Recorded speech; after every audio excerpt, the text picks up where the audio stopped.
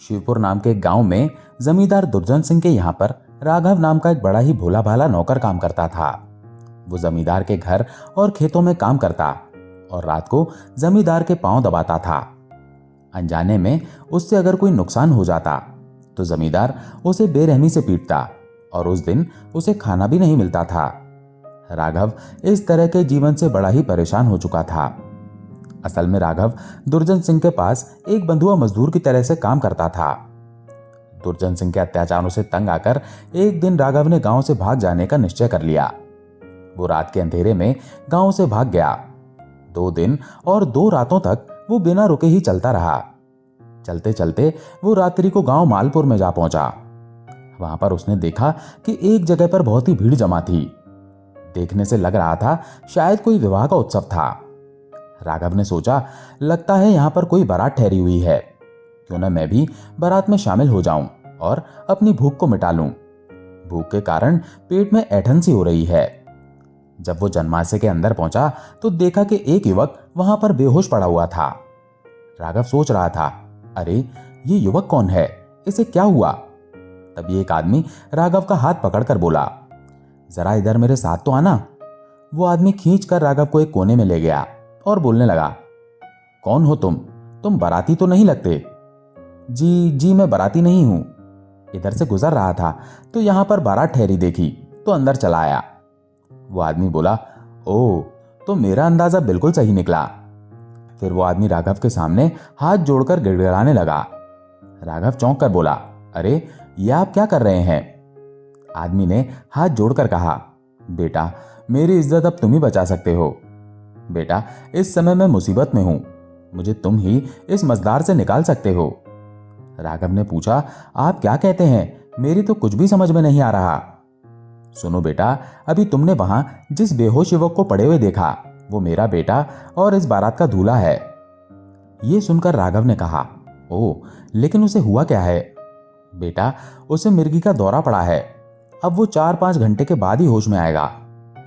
बेटा लड़की वालों को अगर इस बीमारी के बारे में पता चल गया तो हमें बिना दुल्हन के ही खाली हाथ अपने गांव लौटना पड़ेगा। राघव ने आश्चर्य से पूछा, लेकिन मैं इसमें क्या कर सकता हूं? तुम दूल्हा बनकर दुल्हन के साथ फेरे ले लो। फेरे हो जाने के बाद मैं बात को किसी तरह से संभाल लूंगा। राघव ने कहा, लेकिन यह तो गलत है। बेटा मैं तुम्हें इस काम के लिए 50 सोने की मोहरें दूंगा। मेरी बात मान लो, तुम्हारा बड़ा ही उपकार होगा। 50 स्वर्ण मुद्राओं की बात सुनकर राघव के मन में लालच आ गया। वो बोला, ठीक है, मैं तुम्हारा काम करने को तैयार हूं। वो आदमी बोला, बेटा तुमने मुझे बड़ी ही उलझन से बाहर निकाल दिया। इसके बाद राघव बड़े ही ठाठ से दूल्हा बनकर और सेहरा लगाकर बारात के साथ लड़की वालों के द्वार पर पहुंचा। उसने दुल्हन के साथ 7 फेरे लिए और विवाह संपन्न हो गया। फेरों के पश्चात लड़की का पिता जगन्नाथ राघव से बोला, आओ बेटा अब चलकर हमारे कुल देवता का पूजन कर लो। कुल देवता का पूजन करने के लिए दुल्हन बनी हुई लता के साथ राघव को एक एकांत कमरे में ले जाया गया। बेटा नियम के अनुसार तुम दोनों को अकेले में ही कुल देवता की पूजा करनी है। ये कहकर जगन्नाथ कमरे से बाहर चला गया। राघव का भूख से बुरा हाल था। जगन्नाथ के जाने के बाद वो लता से बोला, देखो मुझे बहुत ही भूख लगी है। ये कहते हुए उसने सेहरा अपने चेहरे से हटा दिया। ये सुनकर लता ने चौंक कर उसकी ओर देखा। क्यों, क्या पिताजी की बनाई हुई मिठाई आपको पसंद नहीं आई? नहीं, ऐसी बात नहीं है, परंतु बारात की देखभाल में मुझे खाना खिलाने का किसी को ध्यान ही नहीं रहा। यह सुनकर लता ने सोचा, मेरे लिए पति से बढ़कर और कौन सा देवता हो सकता है। कुल देवता की पूजा से पहले मुझे पति को मिठाई खिलाकर उनकी भूख शांत करनी चाहिए। उसने तुरंत पूजा की थाल में रखी हुई मिठाइयां और पकवान उठाकर राघव के सामने रख दिए। लीजिए खाइए। राघव झटपट खाना खाने में जुट गया। उसे देखकर लता सोचने लगी, किस तेजी से खाना खा रहे हैं। इन्हें देखकर तो लग रहा है कि जैसे इन्होंने कई दिनों से खाना ना खाया हो। भरपेट खाना खाने के पश्चात राघव ने लता के साथ कुल देवता की पूजा की। अन्य धार्मिक रस्म अदा करने के पश्चात जब राघव बारात के साथ जन्मा से वापस लौटा तब दूल्हे के पिता ने उससे कहा, बेटा अब तुम्हारा काम खत्म हो गया। ये लो स्वर्ण मुद्राएं और इसी समय इस गांव से कहीं दूर चले जाओ। स्वर्ण मुद्राओं को लेकर राघव का मन बहुत ही प्रसन्न था। वो इस समय वहां से चल पड़ा और मन में सोच रहा था, लगता है वास्तव में मेरा भाग्य उदय होने वाला है। तभी तो मुझे मुफ्त में भरपेट भोजन भी मिल गया और साथ में 50 स्वर्ण मुद्राएं भी दक्षिणा में मिल गईं। दूसरी तरफ सुबह होने पर मालपुर गांव में दूल्हे का पिता असली दूल्हे को लेकर लड़की वालों के घर में पहुंच गया और लड़की की विदाई के लिए कहने लगा। उसने कहा, समधी जी, विदाई का समय हो गया है, अब बहू को विदा करने में देर ना कीजिए। अच्छा, कुछ समय दीजिए, मैं शीघ्र ही विदाई की रस्म करवा देता हूं। ये कहकर जगन्नाथ समधी को आंगन में आदर सहित बिठाकर लता के कमरे में पहुंचा। जब उसने देखा कि लता और उसकी मां दोनों ही बहुत उदास थीं, उसने पूछा, क्या बात है, तुम दोनों मां बेटी के मुंह उतरे क्यों हैं? लता की मां ने कहा, सुनो जी, लता कहती है आंगन में इस समय जो दूल्हा बैठा है ये वो दूल्हा नहीं है जिसने कल रात इसके साथ 7 फेरे लिए थे। क्या बकती हो, भला ये कैसे हो सकता है? जगन्नाथ ने तुरंत लता से पूछा, क्यों लता, क्या माजरा है? लता ने कहा, पिताजी, ये वो दूल्हा नहीं है जो कल रात मेरे साथ कुल देवता की पूजा करने कमरे में गया था। आपको मेरी कहानी पर विश्वास नहीं तो मुझे एक बार एकांत में दूल्हे से मिलने दीजिए, तब दूध का दूध और पानी का पानी हो जाएगा। लेकिन तू उसे एकांत में मिलकर क्या करेगी? पिताजी, एकांत में मैं उससे उस बातचीत के बारे में पूछूंगी जो कल रात मेरे और रात वाले दूल्हे के बीच में हुई थी। यदि असली दूल्हा हुआ तो मेरी बातों का सही जवाब देगा। ठीक है, मैं अभी दूल्हे को बुलाकर लाता हूं। जगन्नाथ दूल्हे को बुलाने चला गया। कुछ देर बाद दूल्हा लता के सामने था। लता ने कहा, आपको याद है कल रात कुल देवता के पूजन के वक्त आपने मुझे क्या कहा था? मैंने तुमसे यही कहा था कि कुल देवता की पूजा करो, और क्या कहता तुमसे? क्या तुम उस वक्त भूखे नहीं थे? अरे, मैं उस समय भूखा क्यों होता, मैंने तो पहले से ही भरपेट भोजन किया हुआ था। लता मन में सोचने लगी, ओ, तब तो मेरा शक बिल्कुल ठीक निकला, ये रात वाला दूल्हा नहीं है। लता तेजी से उठकर कमरे से बाहर आ गई। मां, पिताजी, मेरे साथ धोखा हुआ है, ये वो दूल्हा नहीं है जिसने कल रात मेरे साथ फेरे लिए थे। तब दूल्हे का पिता हरिदास भी वहां पर आ पहुंचा। उसे देखते ही जगन्नाथ क्रोधित होकर उससे बोला, हरिदास, तुमने हमारे साथ ऐसा घिनौना छल क्यों किया? बता, रात वाला दूल्हा कहां पर है? हरिदास सोचने लगा, लगता है सारा भांडा फूट गया। हरिदास बुरी तरह से घबरा गया था, लेकिन तुरंत ही उसने अपने आप को संभाला और जगन्नाथ से बोला, ये तुम क्या कह रहे हो? जगन्नाथ, मेरे बेटे रामप्रसाद ने ही तो कल रात तुम्हारी बेटी के साथ 7 फेरे लिए थे। झूठ झूठ बोलते हो तुम। मेरी बेटी ने तुम्हारे झूठ का भांडा फोड़ दिया है। अब जो कुछ भी हुआ उसे भूल जाओ जगन्नाथ, और अपनी बेटी को मेरे बेटे के साथ विदा कर दो। नहीं, यह कदापि नहीं होगा। उन दोनों के झगड़े को देखकर दूल्हे को मिर्गी का दौरा पड़ गया और वो फिर से छटपटाकर नीचे गिर पड़ा और बेहोश हो गया। हरिदास ने सोचा, ओ, रामप्रसाद को फिर से मिर्गी का दौरा पड़ गया, अब तो मेरी खैर नहीं, सारा खेल बिगड़ गया। लड़की का पिता जगन्नाथ बोला, ओ, तो ये चक्कर है। हरिप्रसाद, तेरे बेटे को मिर्गी के दौरे पड़ते हैं। तूने इस बात को छिपाने के लिए कल रात किसी दूसरे दूल्हे के साथ मेरी बेटी के फेरे करवा डाले। हाँ जगन्नाथ, यदि मैं ऐसा ना करता तो मेरा बेटा जीवन भर कुंवारा ही रह जाता। कुंवारा तो अब भी जीवन भर ही रहेगा तेरा बेटा। हरिदास, जा, चला जा, वरना मैं तेरा गला घोंट दूंगा। हरिदास ने चुपचाप वहां से चले जाने में ही अपनी भलाई समझी। हरिदास बारात के साथ बिना एक भी पल गंवाए अपने गांव की ओर लौट गया। इसके बाद जगन्नाथ ने कहा, बेटी लता, तेरे साथ ये बड़ा ही अन्याय हुआ, अब क्या होगा बेटी? पिताजी, कुदरत को शायद यही मंजूर था। दूसरी तरफ मालपुर गांव से निकल जाने के बाद राघव चला जा रहा था। चलते चलते वो एक वन में पहुंचा जहां उसे एक कुटिया दिखाई दी। वो एक ऋषि का आश्रम था। राघव ने ऋषि को प्रणाम किया और रात बिताने के लिए आसरा मांगा। ऋषि ने पूछा, बेटा, तुम कौन हो, अपने बारे में बताओ। तब राघव ने अपनी सारी राम कहानी ऋषि को सुना दी। ऋषि को राघव के भोलेपन पर दया आ गई। उन्होंने राघव को आश्रम में रुकने की आज्ञा दे दी। समय बीतता गया। राघव आश्रम के काम करता, साथ साथ ऋषि राघव को ऐसी जड़ी बूटियां और औषधियां भी खिलाते थे जिससे राघव की बुद्धि तेज होने लगी और शरीर बलवान बनने लगा। अब राघव पहले वाला भोला वाला लड़का नहीं बल्कि चतुर और बलशाली बन गया था। कुछ समय के बाद ऋषि ने एक दिन राघव से कहा, बेटा, अब समय आ गया है, अब तुम जाओ और अपनी पत्नी के साथ अपना जीवन व्यतीत करो। राघव ने कहा, परंतु ऋषिवर, वो तो उस दिन उस दूसरे दूल्हे के साथ विदा हो गई होगी। नहीं राघव, वो युवती उस दिन बारात के साथ नहीं गई, बल्कि आज भी वो तुम्हारा इंतजार कर रही है और इस समय उसे तुम्हारी सबसे ज्यादा आवश्यकता है। ऐसा क्यों कह रहे हैं ऋषिवर? बेटा, बात यह है कि इन दिनों वो बहुत ही कष्ट में है। लता और उसके परिवार पर इस समय एक दूसरा कष्ट भी टूट पड़ा है। दूसरा कष्ट? वो कौन सा है? बात यह है कि लता के विवाह के लिए उसके पिता ने सेठ राव सिंह के पास अपने खेत और मकान गिरवी रख दिए थे और उससे धन उधार लिया था। जब जगन्नाथ ने सेठ को उसका धन लौटा दिया और उसका मकान और खेत के गिरवी पत्र वापस लेने चाहे तो सेठ ने उसे गिरवी पत्र वापस लौटाने से इनकार कर दिया। वो क्यों? सेठ राव सिंह ने चालाकी से उससे खाली कागजों पर हस्ताक्षर करा लिए थे। ये तो जगन्नाथ जी के साथ बड़ा ही अन्याय हुआ। हाँ राघव, सेठ ने जगन्नाथ के खेत और घर हथियाकर उस पर बहुत ही जुल्म किया है। ये सब सुनकर राघव बोला, अब मैं इसी समय गांव जाकर जगन्नाथ की सहायता करना चाहता हूं।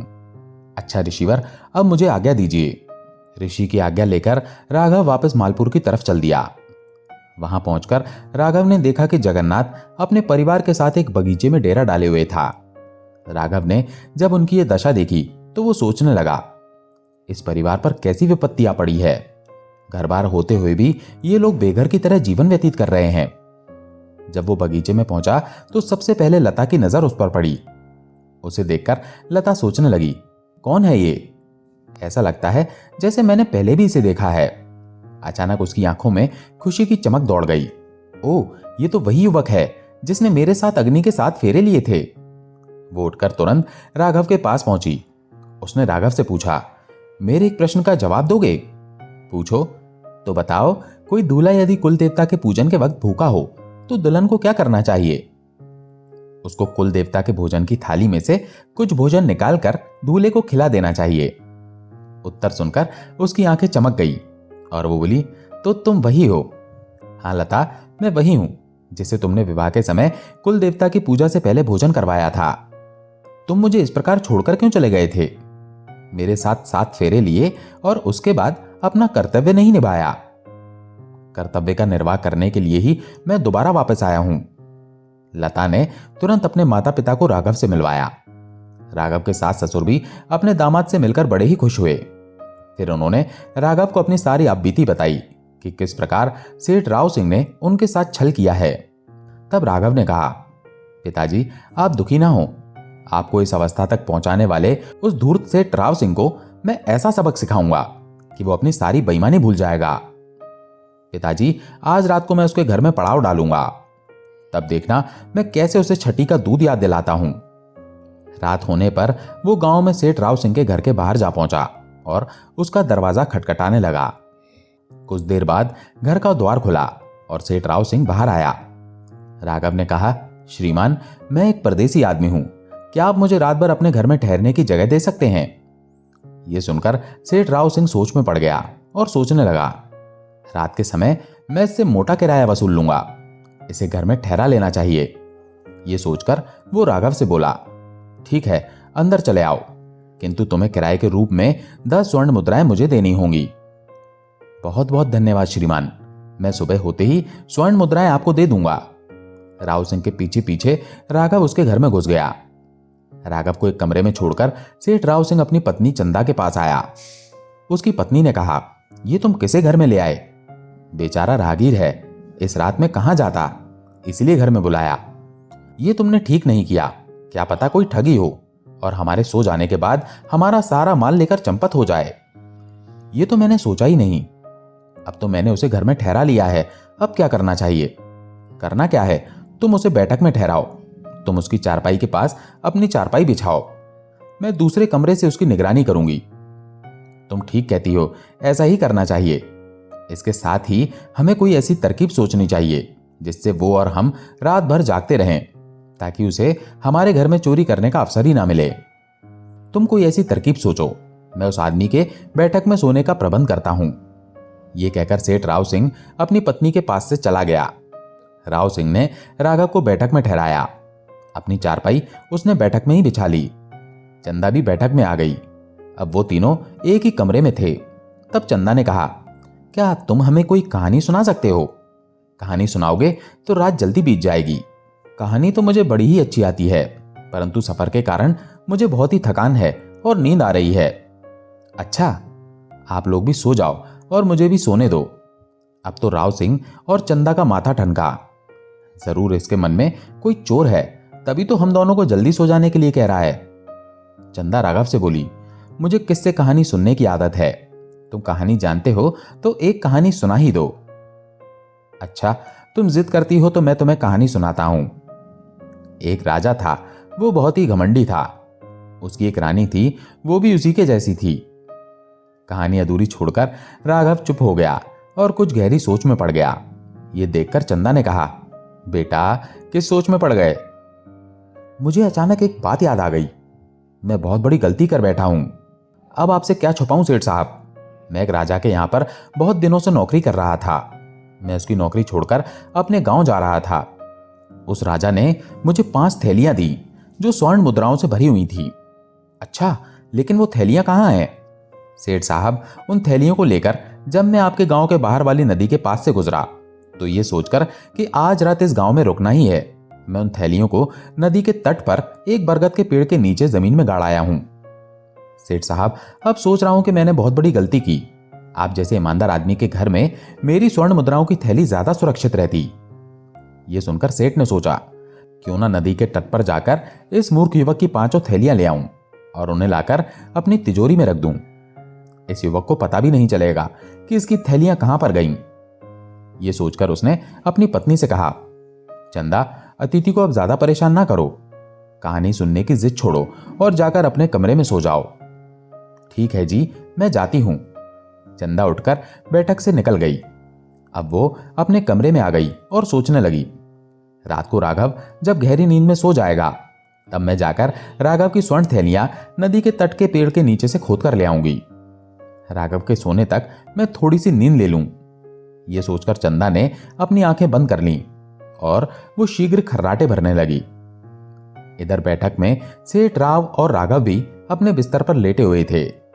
सेठ राव लेटे लेटे सोच रहा था कि कब राघव को गहरी नींद आए और कब मैं अपना काम शुरू करूं। कुछ देर बाद सेठ के कानों में राघव के खर्राटों की आवाज गूंजने लगती है। उसने सोचा, वाह, ये सो गया। अब मुझे जल्दी से जाकर उस बरगद के पेड़ के नीचे से थैली निकाल लेना चाहिए। राव सिंह अपने बिस्तर से उठा और सीधा गांव के बाहर बरगद के पेड़ की तरफ बढ़ने लगा। उसके बैठक से बाहर जाते ही राघव भी उठकर बैठ गया, क्योंकि वो भी सिर्फ सोने का नाटक कर रहा था। वो सोचने लगा, सेठ तो मेरे बहकावे में आ गया और नदी की ओर चला गया। बस अब जैसे ही सेठानी घर से बाहर निकले तो मैं अपना काम शुरू करूं। इधर सेठ राव सिंह रात के समय में नदी के तट वाले बरगद के पेड़ के नीचे खोदना शुरू कर देता है। वो पेड़ के नीचे इधर उधर खोदने लगा और थैलियां ढूंढने में लगा रहा। इधर उसकी पत्नी चंदा की जैसे ही आंख खुली, वो उठकर झटपट बैठक में पहुंची और उसने देखा, अरे, मेरे पति तो यहां पर नहीं है। लगता है वो मुझसे पहले ही नदी की ओर चले गए। मुझे भी उनके साथ जाना चाहिए था। खैर कोई बात नहीं, मैं अब उनके पास पहुंच जाती हूं और उनकी सहायता करती हूं। यह सोचकर वो भी घर से बाहर निकली और नदी की तरफ चल दी। उसके बाहर जाते ही राघव चारपाई से उठकर खड़ा हो गया और सोचने लगा, अब मुझे अपना काम शुरू कर देना चाहिए। राघव ने तुरंत एक बड़ा सा हथौड़ा लिया और सेठ की तिजोरी तोड़ डाली। उसमें रखे हुए हीरे जवाहरात, सोना चांदी और जमीनों के कागजात एक बड़ी सी पोटली में भर लिए। वो पोटली उठाकर रात के अंधेरे में घर से बाहर निकल गया और तेजी से उस बगीचे की तरफ चल पड़ा जहां उसकी पत्नी और सास ससुर थे। बहुत देर बाद जब सेठ और उसकी पत्नी घर में लौटे तो वो तिजोरी को देखकर विलाप करने लगे, हाय, हम लुट गए, बर्बाद हो गए। सेठ और उसकी पत्नी को सारा माजरा समझ में आ गया कि कैसे उस अतिथि ने उनको बेवकूफ बना दिया था। इधर बगीचे में पहुंचने पर राघव ने अपने ससुर को घर और खेत के प्रमाण पत्र देते हुए कहा, लीजिए पिताजी, आपके खेत अब पुनः आपके हो गए। बेटा, यह सब तुम्हारी चालाकी और बुद्धिमानी से ही संभव हो सका है। आइए पिताजी, अब अपने घर चलते हैं। चलो बेटा। जगन्नाथ खुशी खुशी राघव के साथ अपने घर वापस लौट आया। अब राघव लता के साथ उसके पिता के घर में ही रहने लगा और खेती बाड़ी में जगन्नाथ का हाथ बटाने लगा। पति के रूप में राघव को पाकर लता बड़ी ही खुश थी और उसके माता पिता भी राघव के रूप में इतने अच्छे दामाद को पाकर बड़े ही प्रसन्न थे। वो पूरा परिवार एक सुखी परिवार की तरह अपना जीवन बिताने लगा। दोस्तों, आशा है ये कहानी आपको पसंद आई होगी। अगर पसंद आई हो तो वीडियो को लाइक करके चैनल को सब्सक्राइब जरूर कर लें। धन्यवाद।